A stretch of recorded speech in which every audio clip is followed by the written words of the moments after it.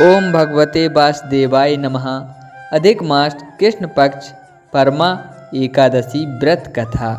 युधिष्ठिर बोले, हे जगतपते, अधिक मास के कृष्ण पक्ष की क्या कथा है, उसका नाम और विधि क्या है, सो कहिए।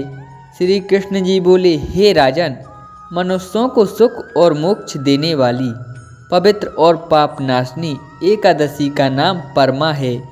पहले जो शुक्ल पक्ष की एकादशी की विधि मैंने कही है, उसी की तरह इसको भी करना चाहिए। अब मैं कथा कहूँगा। सुमेधा नाम का ब्राह्मण था।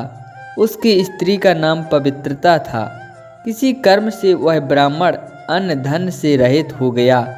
उसकी स्त्री अपने पति की सेवा किया करती थी। अतिथि को भोजन करा के आप भूखी रह जाया करती थी। घर में अन्न नहीं है, ये बात अपने पति से कभी नहीं कहती थी। वह स्त्री अपने शरीर को सुखाने लगी। यह देखकर ब्राह्मण स्त्री से बोला, हे कांते, मुझे धन नहीं मिलता, मैं क्या करूं? कहाँ जाऊं, सो मुझे बतलाओ। मुझे धन की प्राप्ति के लिए परदेश जाने की आज्ञा दो। वहाँ जाकर मेरे भाग में होगा सो मिलेगा।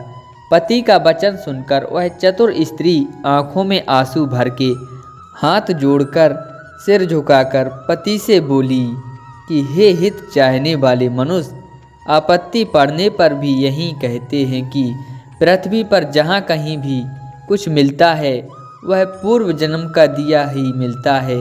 तब वह ब्राह्मण परदेश नहीं गया।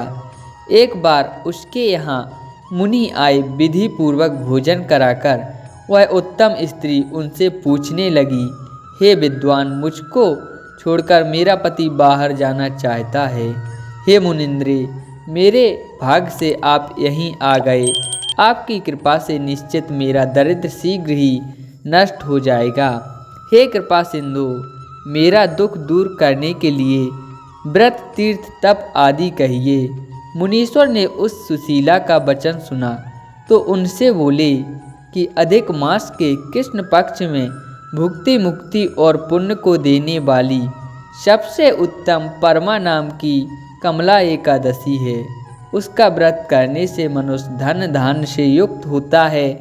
इसमें विधि पूर्वक नृत्य, गीत और जागरण करना चाहिए। इस व्रत को पहले कुबेर ने किया, तब शिवजी ने प्रसन्न होकर उसको कोषाध्यक्ष बना दिया। राजा हरिश्चंद्र ने इस व्रत को किया। इससे स्त्री और निकष्ट राज मिल गया।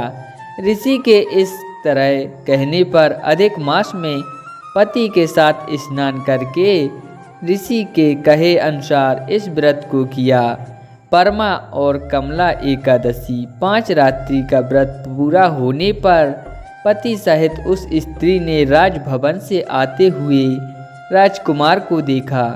ब्रह्मा जी की आज्ञा से सुंदर वस्तुओं से पूर्ण नवीन भवन देखकर उस राजकुमार ने स्वयं उन स्त्री पुरुषों को वहां निवास कराया। सुमेधा ब्राह्मण को जीविका के लिए ग्राम देकर उसके तप से प्रसन्न होकर उसकी प्रशंसा की। राजा अपने घर चला गया। अधिक मास के कृष्ण पक्ष की परमा एकादशी का व्रत करने से और आदर पूर्वक पंचरात्रि का व्रत करने से सब पापों से छूटकर सब सुख और आनंद भोग कर अंत में स्त्री को संग लेकर वह ब्राह्मण विष्णु लोक में चला गया। श्री कृष्ण जी बोले, अनंत, तुमने मलमास की परमा एकादशी का फल जो पूछा है मैंने कह दिया। हे नृप, उस उत्तम व्रत को तुम सावधानी से करो। इस व्रत को युधिष्ठिर ने किया। स्वर्ग और पृथ्वी के जो दुर्लभ सुख हैं उनको भोगकर प्रसन्नता से वैकुंठ में प्राप्त हो गए। जो मनुष्य विधि पूर्वक अधिक मास में स्नान करते हैं, एकादशी और पंचरात्रि का व्रत करते हैं, वे स्वर्ग में इंद्र के समान सुख भोग कर तीनों लोकों से बंदित विष्णु भगवान के वैकुंठ लोक को जाते हैं।